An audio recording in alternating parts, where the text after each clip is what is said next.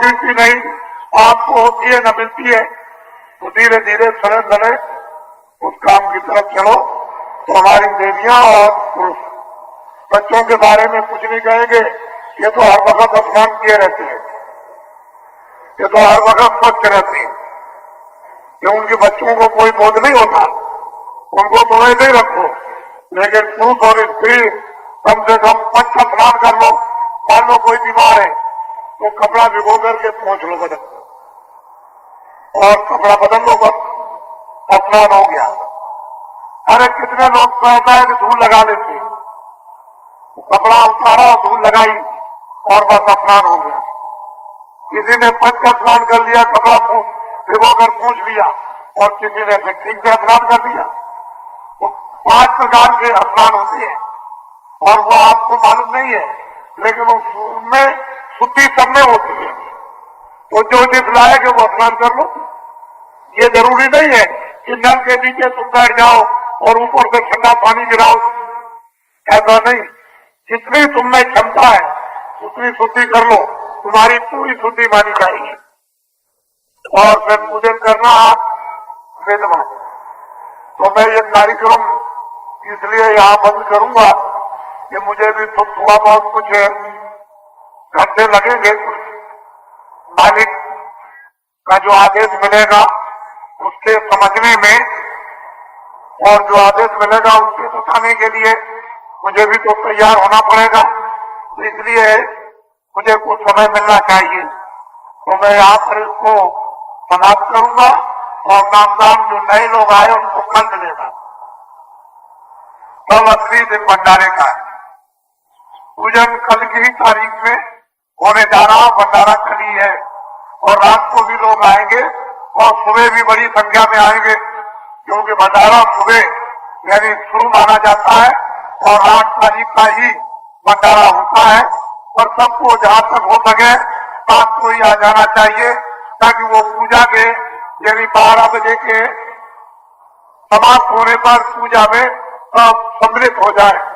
लेकिन पीछे से भी लोग आते हैं वो पिछली लाइन में फिर पूजा में वो शरीक हो जाते हैं और वो प्रसाद मिल लेते हैं,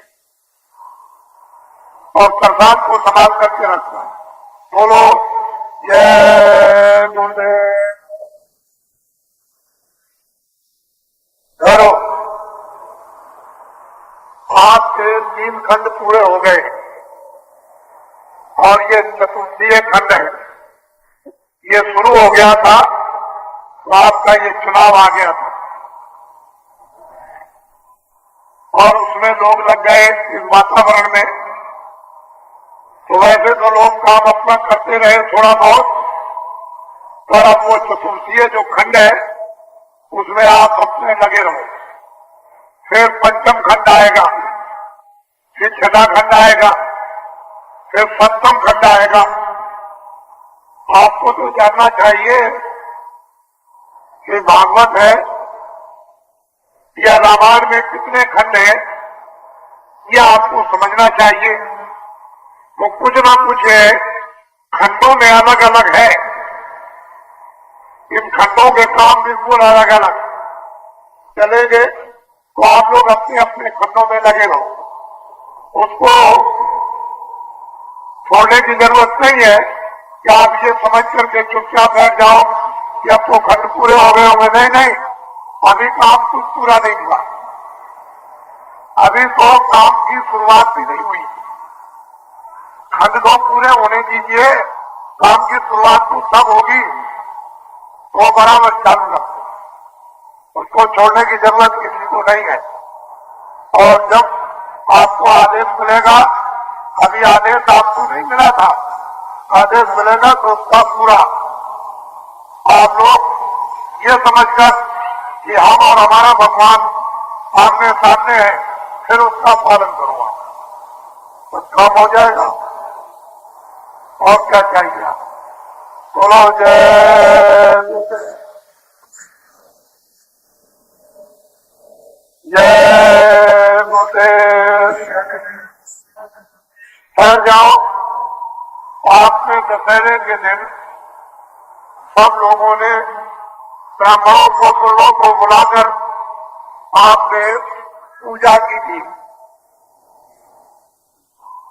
ये आपको सबको मालूम है और ये करीब करीब सभी प्रांतों में हुआ और सबको ये पूजा की जानकारी है। अब और बात कहलाने की हमसे जरूरत नहीं।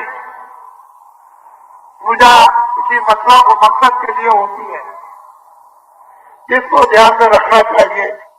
ठंड भी जो चलेंगे किसी मकसद और मतलब के लिए, ऐसे ठंडों का काम नहीं।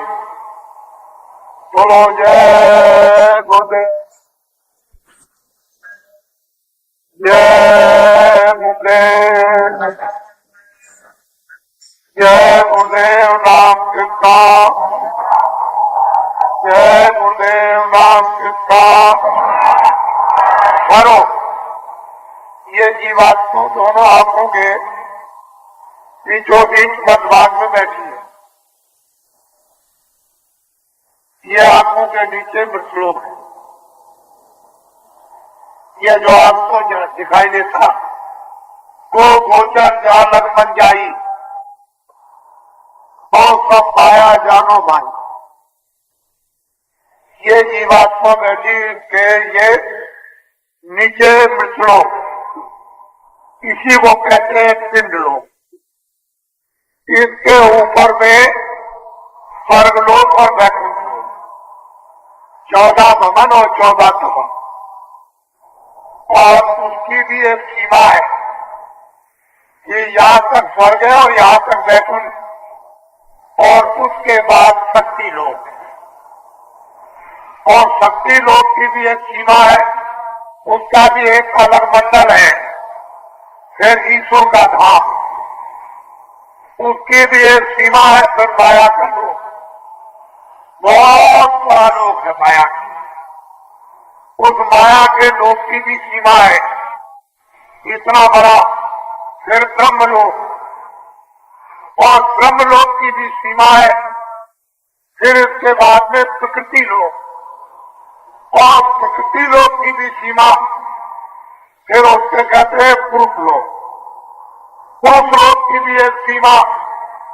फिर उसको कहते हैं महाकाल लोक, उसकी भी एक सीमा है। फिर ज्ञान वहा है, उसकी कोई सीमा नहीं, वो स्वतंत्र है, वो किसी के घेरे में नहीं। वहां परिवर्तन नहीं होता, छोटा बड़ा नहीं। जैसे पहले था वैसे अपनी भविष्य में भी रहेगा। वहां कभी प्रलय और महाप्रलय वहां जाती नहीं, कभी छू करके भी नहीं जा सकती। न वहां पर काम है, न क्रोध है, न लोभ है, न माया, न आत्मान है, न मृत्यु है। यहाँ कुछ भी नहीं। किसी तरह का कोई राजा, कोई महाराजा, वहां कुछ नहीं। इस तरह की सुबह शाम सूरज और चांद और सितारे भी उसके यहाँ नहीं है। वो ऐसा सबसे अलग है, और वो इनके अंदर नहीं है, इन सब में परे। और वो इन सबका सिरजनहार, सबका मालिक, उसने इन सबको पैदा किया। महाकाल को और पारब्रह्म को, ब्रह्म को और ईश्वर को, उसने इन सबको पैदा किया, और वो सबसे परे। लेकिन आपको तो मालूम कुछ है ही, ये जीवात्मा यहाँ पे नाम से अलग हो गई, उस आधार को छोड़ दी और प्रकाश को छोड़ चुकी, अंधकार में आ गई। अब उसे पता ही नहीं है कि आधार क्या। प्रकाश का आधार मिलेगा नहीं, नाम का आधार मिलेगा नहीं, और नाम में से ही प्रकाश निकलता है, तो ये वापस कैसे जाएगी? जंगल में कोई आवाज नहीं आएगी, जहां तुम भटक गए हो तो कैसे जंगल से निकल सकोगे? जब कोई आवाज देगा कि कौन चिल्ला रहा है, मेरी आवाज सुनकर तुम इधर आओ, कहते हमको दिखाई नहीं देता, कहते आवाज सुनो किधर से आ रही है। तो जब आवाज सुनते सुनते उधर को चला, तो चलते चलते चलते चलते उसी आदमी के पास पहुंच जाता है जिसमें से आवाज निकल रही, इसी तरह से वो मालिक अपनी आवाज दे रहा और तुम अज्ञान जंगल में फंसे हुए हो, तुम्हारे कानों तक जब आवाज आए उस आवाज को पकड़ करके चल पड़ो। तो जहां से आवाज निकल रही जिसमें से वो तो है नामी, और तुम्हारे पाप तक आवाज जो आ रही वो है नाम, नाम और नामी। ये इतना अंतर है कि नाम और नामी, जिसमें से आवाज निकलती वो नामी और तुम्हारे कानों तक आती है वो नाम। और ये नाम और नामी ये कब मिलेगा? जब नाम बोलो जय गुरुदेव, जय गुरुदेव, जय गुरुदेव।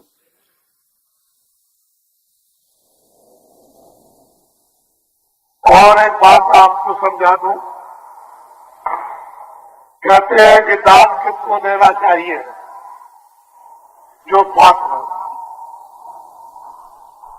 अगर आपने पात्र को दान दे दिया तो उसको तो दे दिया, लेकिन आपका सर्वनाश हो जाएगा। इसलिए आप वो दान दो जो उस दान से शरीर की रक्षा करे। दान वो दो बीमार है, दवा दे। दान वो दो चंगा है, दान वो दो जो भूखा है हो जाए। लेकिन ऐसा दान दो कि तुम्हारे दान से पाप करे तो तुम्हारा नाश हो जाएगा। वो तो अज्ञानी है, उसे तो कुछ ज्ञान नहीं है, वो तो बिल्कुल जानवरों की तरह से हो गया पशु।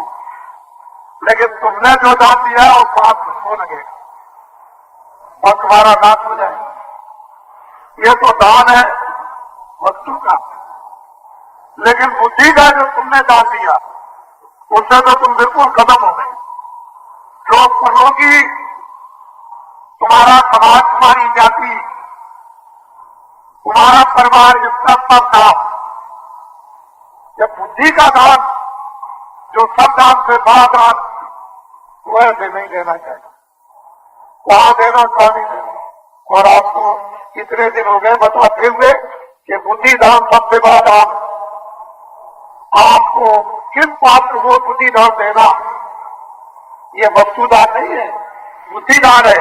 और जब बुद्धि दान आपने दे दिया और उसने जो भी बड़े से बड़े जो उसने गुनाह और पाप किए वो उलट करके जब तुम्हारे ऊपर बरसेंगे तो तुम्हारा तो नाश हो गया, खत्म हो जाओ। तुमको ये बात मालूम है? बोलो जय गुरुदेव,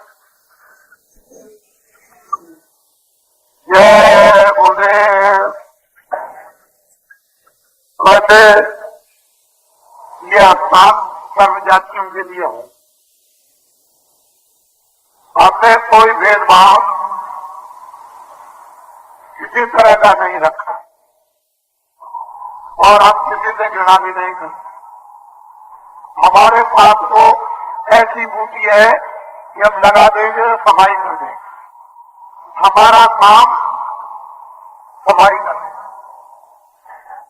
जैसे एक सड़क जारी जाती है, गंदगी उठाई जाती है तो उठाने वाला सड़क को साफ कर देता है, वो तो साफ करने वाला है। हम तो साफ करने वाले, अब तो घृणा दिखती नहीं। तो यह स्थान सबका है। सब लोग अपनी अपनी सफाई उचित तरीके से करा लें, हम उसके लिए तैयार हैं। इंतजार जब रह सकता हूं, लेकिन तुम न सफाई कराओ तो फिर इसमें मेरा दोष क्या? फिर मुझसे तो ये नहीं कह सकते हो कि मैं इस जाति का हूं, मैं अनपढ़ हूं, मैं पढ़ा लिखा हूं, मैं धनी हूं, मैं नेकर हूं, मैं मुसलमान हूं, मैं ईसाई हूं, मैं ये हूं। देखिए तो नहीं कह सकते हो कि आपने कोई परहेज किया, कोई घृणा की। हम किसी से कोई घृणा नहीं, काम से आपको बताएंगे कि तुम भी घृणा करो, हम भी करें। ये खराब काम है, ये बद काम है, ये नेक काम है, ये अच्छा काम है, ये पवित्र है, ये कहता है, उसको बोध कराना ही है, लेकिन घृणा मास्टर को नहीं होना चाहिए। अगर मास्टर घृणा करेगा तो उसको शिक्षा क्या देगा? तो महात्मा फकीर को घृणा नहीं करना, मुझे तो अच्छाई बुराई का, गंदगी का, पवित्रता का बोध कराना। वो घृणा नहीं करता, वो तो हाथ उसमें रखे हुए है, उसके पास तो काम करने की चीज है ही, वो साफ कर देगा। तो आप अपना, सब लोग अपना करो, ये सबका उत्साह है। जय गुरुदेव, जय गुरुदेव। देखो फिर मेरी बात सुनो, ये मथुरा नगरी है। मैंने कभी किसी समय ये नहीं कहा कि आप मथुरा में न जाएं, वृंदावन न जाएं, या आप गोवर्धन बरसाना न जाएं। मैंने कभी आपको मना नहीं किया। आप मथुरा जाओ, वृंदावन जाओ, गोवर्धन में जाओ, बरसाने में जाओ, मंदिर में जाओ, घाट पर जाओ, जमुना स्नान करो। हम कभी मना करें तब आप कहना, बंदा को दान दो, ब्राह्मण को दान दो, महात्मा को दान दो, गरीब को दान दो, भूखों को आप भोजन कराओ। हम मना करें तो तुम खाओ, हमने ये कभी नहीं किया। इसलिए सबका ये हम उचित शिक्षा सबको देते, अच्छी शिक्षा नहीं। इसलिए आपको सब चीजें ध्यान में सबको रखनी है, ये तरह से नहीं। जय गुरुदेव।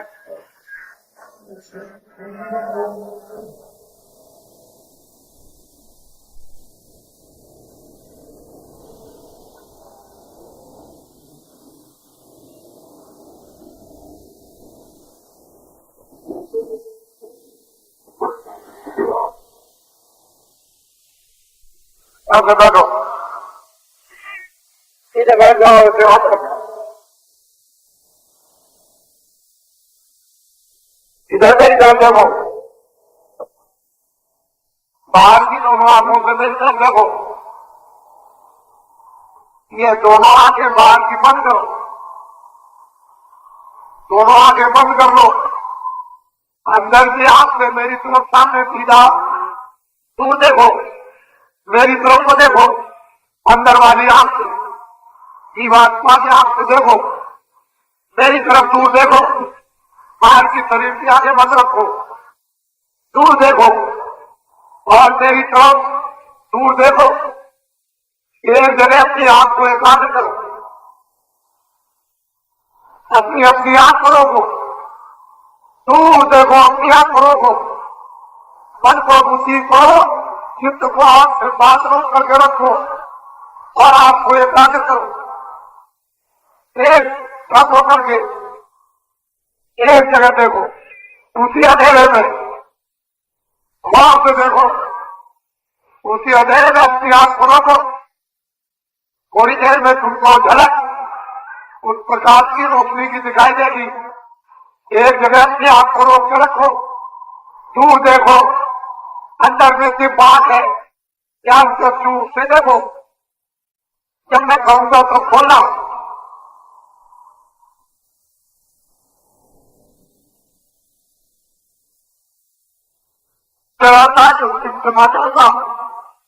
जो झलक मारता है वो तुम्हारी दृष्टि इसकी है, इसलिए आपको ऐसा मालूम होता है कि दृष्टि तुम्हारी रुक जाएगी, वो जो की तरह से जो चमकता वो एक जगह रुक जाएगा, उसी पर अपना निशाना मारना। सभी गुरु प्रेमियों को सादर जय गुरुदेव। मन का रोना सबने रोया है। माता पिता को बच्चे के पालन पोषण में जितनी होशियारी से काम लेना पड़ता है, मन को संभालने के लिए उससे कई अधिक सतर्कता की जरूरत है। यह मन एक बहुत ही शरारती बच्चा है। जब तक यह हमारे वश में नहीं आता तब तक यह हम लोगों का सबसे बड़ा दुश्मन है, और जब यह हमारे वश में आ जाता है तब इस जैसा वफादार दोस्त भी नहीं है। और बात यह है कि मन से पूरा रूहानी लाभ उठाने के लिए तथा इसकी रूहानी नस्ल को पहचानने के लिए इसे वश में करना जरूरी है। या दो मुहा सांप है, पहले कहेगा कि भजन करो और जब बैठोगे तब चल देगा। मानव जीवन में ही मन को वश में किया जा सकता है। तुम प्रेम और विश्वास के साथ सुमिरन और शब्द धुन को सुनना जारी रखो तो सब कुछ ठीक हो जाएगा। तुम घाट पर बैठना सीखो, वहां पर प्रभु बैठा है और तुम्हें निरंतर देख रहा है। वो बेखबर नहीं है, लेकिन जो पर्दा पड़ा है वो हटेगा नहीं तब तक उसका दर्शन दीदार नहीं होगा। हृदय का शुद्ध होना जरूरी है, वासनाओं का वेग धीरे धीरे कम होगा। भजन ध्यान में लगे रहना चाहिए, नागा न होने पावे। मनुष्य शरीर के अंदर ही सारे महाद्वीप, खंड, ब्रह्मांड और स्वयं परमात्मा है।